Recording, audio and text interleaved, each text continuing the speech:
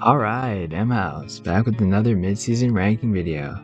So I think pretty much everybody has a good understanding of like what the top 5 looks like in some way, shape, or form right now. So this video is basically going to be about like 6 through 10 and kind of below that. And I'm just going to basically give you guys the information on what that looks like so you guys can make your own opinion. And I'm going to give like my take on what it looks like and talk about some of the players that I think have the biggest chance of like increasing on the rankings or like shifting heavily from where they are right now on the rankings throughout the season. Alright, so top 3 is like super easily, it's like Snake, SR, Reaper. I don't think there's any question anybody has like any arguments about that. I think 4th is probably going to be Schnibble. Even though he only has 2 events right now, he usually ends up entering like, you know, enough to make it through like by the end of the season, even though he doesn't enter like super regularly. But I think after him is where it kind of gets a little like blurred, because it's like 5 through 7 is kind of like between Narfi, DST, and Wendy, me. And so like here's the head-to-head for that. We see DST definitely has the best head-to-heads because he actually has like a winning record, and then it's like me, I only have neutral, and then Narfi with the losing record, and then the even record versus me. And then if we look outside of that, DST also is the only one that doesn't have any bad losses. So I think he's like easily probably 5th here. And then it's me, and then it's Narfi, only because I have the better record versus DST. And like no bird losses and whatnot. But it's like super close, low-key. Because also I think Narfi has better attendance than me. But we all, I think, have pretty decent enough attendance, so I would, the way I would do it personally would be DST, then me, and then Narfi. And then after that, it's between Captain Bird and Stees, but like, okay, this one's actually kind of a hard conversation between Bird and Stees, because Bird does have the Narfi win, but Stees is winning the head-to-head, and he has better attendance, or they have kind of like similar attendance. I think Stees has like slightly better attendance.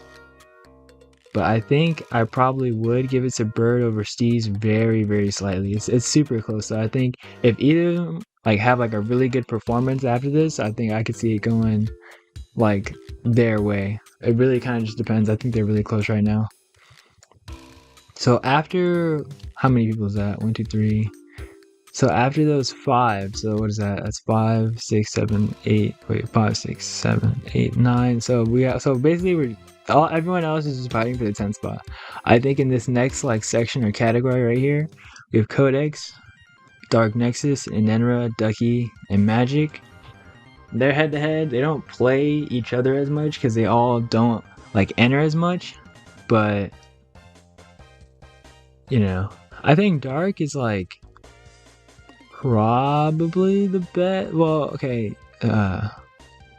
Actually, they're all pretty even. Like I don't really know who's the best here because they all have very questionable losses. Like Dark definitely has the best win. He has a bird win, but he also like has losses to Ducky and Codex.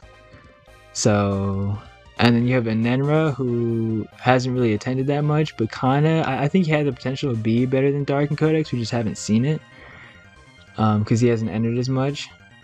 Ducky is also kind of like up in there. He has a Stees win, which is pretty good. A Dark win as well, but then he has a loss to Inenra. So like all these people, I think all of them, if they just attend and like be consistent, they can be like they can easily take that 10th spot. Like this area is so close. It's actually very close, and I think any of these people have the potential to beat each other. It just really depends on like who wants it the most. But then for that like the range just below that, I really think it kind of doesn't matter the range below that, to be honest. But if we're looking at that range below that of people that have actually like attended enough to even have a conversation, would be Cake, Mega, Jab, Nofi, and Rascal. I don't think we need to talk about Nofi or Rascal or Jab since he left the server. Oh yeah, Dark Nexus also left the server, so he's probably not in that conversation either. But Cake and Mega. So like, I think Cake has the potential to like overtake that 10th spot over all the people that I just talked about. Only because he's proven that he actually has the ability to beat people like Magic and Inenra, and he has done it like in previous seasons. And I also think he has the potential to beat Ducky, hot take. And since Dark isn't here, he's not even in the conversation. I think the only big issue for him would be Codex in taking that 10th spot. But I think he actually legitimately has a ability to like take that 10th spot if he actually like just doesn't like throw versus people and like actually tries. So we'll actually see what happens with that. I don't think Mega really has as much of a case, only because I feel like he needs to work on like his matchup spread. Like I do think skill wise he's very good, but I just feel like he's probably better versus Spaceys, and then kind of like I'm not sure if he's as good versus like floaties and would be able to deal with things like Codex's Puff or Ducky's Samus or Cake's Puff and stuff like that.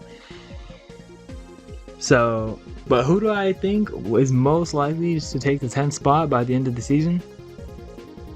Enenra. I think Enenra definitely is like he has the best skill wise and is the one that's most likely to attend. So my guess for that 10th spot for the end of the year would be Enenra, but it's definitely close, and I could see like Cake or Magic sneaking in there if he slips up or has a bad loss or a bad tournament and they're just really just on fire for the rest of the season. But yeah, that's pretty much your update, your like mid-season update. Thanks for watching and subscribe.